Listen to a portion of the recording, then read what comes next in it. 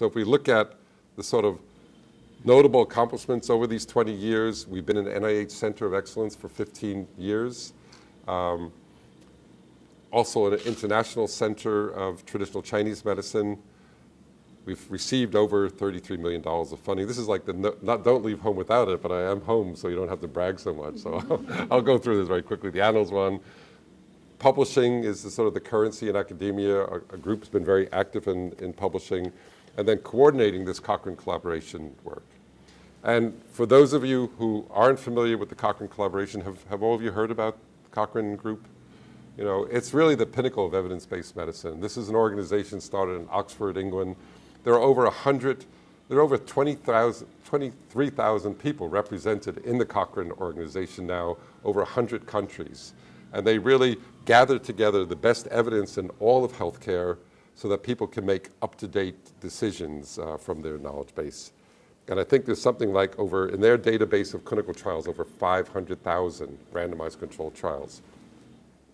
We coordinate the complementary medicine field for them. And we look through that, when we look at the CAM clinical trials over time from 1980 to 2005, we can see this is like Apple stock. You know? How would you like to have a portfolio like that? You know, you see in 1980, there were very few clinical trials being done in this field. 2004, 2005, we see that there are over 1,600 a year now. And if we look at the idea of meta-analysis systematic reviews, again, we see an enormous growth in this field. So we really see a field that's beginning to mature and develop an evidence base. It's not to say that everything is working, because all these studies do not say that. But we get an idea of where things are working and where they're not. How are we doing on time? 12:04. Okay. Stop me any time, you know, because I mean, if we look at education, you know, what does integrative medicine contribute to medical education? And I think we're seeing, you know, Francis Peabody at Harvard Medical School in 1925, he said, you know, the secret of the care of the patient is in caring for the patient. And going back to that sort of depersonalization, I think that is something that we're all looking for, and that's something that I think that integrative medicine doesn't have to come just from integrative medicine, but that's sorely lacking and needs to be done. And that may be one of the best contributions that it can make by refocusing on who is being and how we are training our health professionals. And in a way, giving people the tools, the sort of self-reflection, mind-body skills, stress management, but way beyond stress management, so that the real authentic person can show up and be there with their patients, or if it's from the legal profession, pharmaceutical, whichever way. And I think that's where this has really something to offer and will advance. And here we saw from academic medicine, NIH had put out and funded, I think it was, I remember, I'm not sure, 15 schools across the country in how to bring in educational programs into their universities, and that continues now.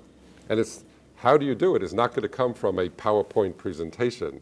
You know, it's going to really come from nurturing, you know, empathy from the experiential side. And Delia Caramonti and some of our other faculty are very active in doing that. And the stories that we hear from the students are just extraordinary, you know, about this is why I went into medicine in the first place. Sure.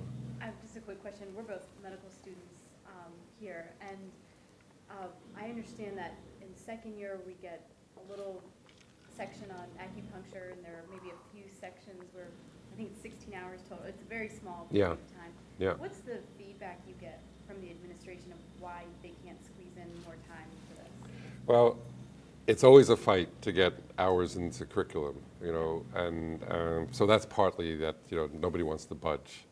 I think the more that the students are being vocal and saying, we want this, the administration is listening more and more. So all the way through. We're actually, right now, we're talking to President Perman with the idea of bringing in for, you know, how he's very keen on interprofessional education, so bringing in more of a wellness curriculum for all the students to come together and to learn more mind-body skills and nutrition, exercise, different approaches for themselves, so that when they're coming together, they actually can drop some of the barriers. So, so it's a work in progress. It's not where we want it to be, but it's on the upswing.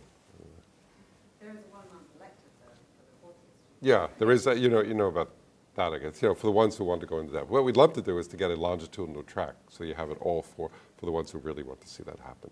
That would be, like, you have it in dermatology, they have it in a couple of areas.